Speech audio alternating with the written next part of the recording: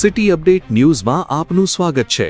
અમરેલીના વડિયા પંથકમાં સસ્તા અનાજના જથ્થાની ગેરરીતિ સામે તંત્રની કાર્યવાહી। વડિયાથી બરવાળા બાવળ જવાના માર્ગ પર વાહનની તપાસ દરમિયાન સસ્તા અનાજનો જથ્થો ઝડપાયો। તપાસમાં 181 કિલો ઘઉં, 557 કિલો ચોખા તેમજ ચણા અને તુવેર દાળના પેકેટ મળી આવ્યા।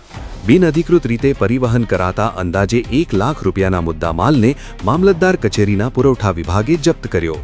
સંબંધિત લોકો સામે કાયદેસરની કાર્યવાહી હાથ ધરવામાં આવી છે। City update news Sufiyan Mulla. જોડાયેલા રહો, કારણ કે હવે શહેર નહીં સમગ્ર દેશ કહેશે। આ છે સિટી અપડેટ સનશાઇન ન્યૂઝ।